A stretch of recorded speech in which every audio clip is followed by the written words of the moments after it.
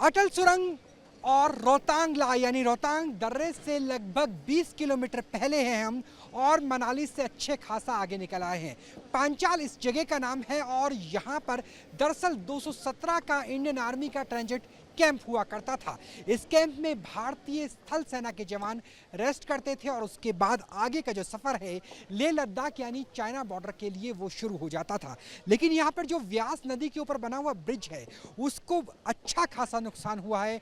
Approach road पूरी तरीके से बह चुकी है और देखिए सैकड़ों की संख्या में जो मजदूर हैं वो लगातार काम कर रहे हैं। दरअसल ये दीपक प्रोजेक्ट है। अगर बीआरओ की बात करें तो बीआरओ का दीपक प्रोजेक्ट है जो मनाली से लेकर के और लेह तक के राष्ट्रीय राजमार्ग की पूरी तरीके से रखरखाव करता है, हिफाजत करता है। और आप देखिए कि जब अप्रोच रोड बह जाती है तो स्थिति किस तरीके से होती है और वही स्थिति हमें यहाँ पे नजर आ रही है। व्यास नदी का ज्वार बहुत तेजी से आया था और उसी वजह से यहाँ पर अप्रोच रोड पूरी तरीके से तबाह और बर्बाद हो चुकी है। साथ में मैं चाहूँगा कि मेरे कैमरा सहयोगी आपको जो मेन रोड है वो भी दिखाइए कि यहाँ से लगभग 30-40 फीट की ऊंचाई पर यहाँ पर रोड हुआ करती थी जो 217 ट्रांजिट कैंप है इंडियन आर्मी का वहाँ तक जाती थी। जो जेसीबी की बड़ी बड़ी मशीनें हैं वो भी लगाई गई है।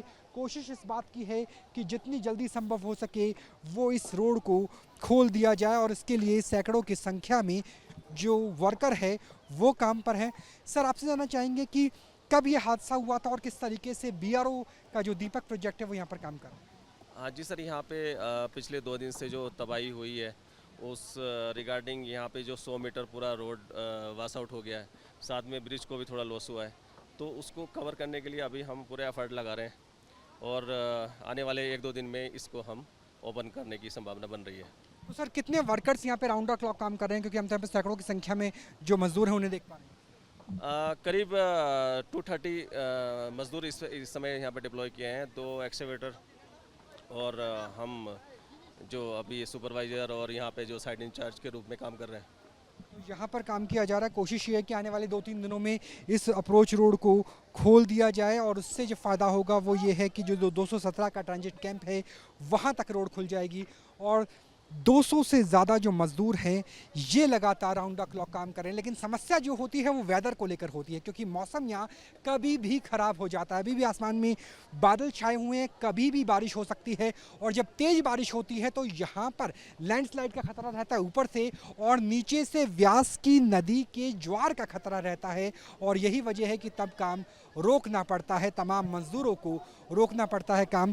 तो ये फिलहाल स्थिति हम देख पा रहे हैं किस तरीके की स्थिति है उस प्रोजेक्ट में, जिस प्रोजेक्ट को युद्ध स्तर पर बीआरओ के द्वारा, बॉर्डर ऑर्गेनाइजेशन के द्वारा काम किया जा रहा है ताकि जितना जल्दी संभव हो उतनी जल्दी इस अप्रोच रोड को खोल दिया जाए। क्योंकि अगर ये रोड नहीं खुलती है तो ट्रांजिट कैंप का रास्ता टूट गया है, यानी इंडियन आर्मी की जो मूवमेंट है लेह लद्दाख तक, डिप्सांग प्लेन्स तक, वहाँ तक जाना, दौलत बेग ओल्डी तक जाना काफ़ी हद तक लंबा हो जाता है, मुश्किल हो जाता है। तो सामरिक लिहाज से, देश की सुरक्षा के लिहाज से ये बेहद महत्वपूर्ण प्रोजेक्ट है जिस प्रोजेक्ट पर अब इंडियन आर्मी को अपने हाथों में लिया है और इंडियन आर्मी अब युद्ध स्तर पर बीआरओ के जरिए इस रोड को खोलने का काम कर रही है।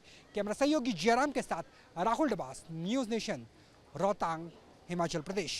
न्यूज नेशन अब व्हाट्सएप पर खबरों के ताजा अपडेट के लिए न्यूज नेशन के इस क्यूआर कोड को स्कैन करें।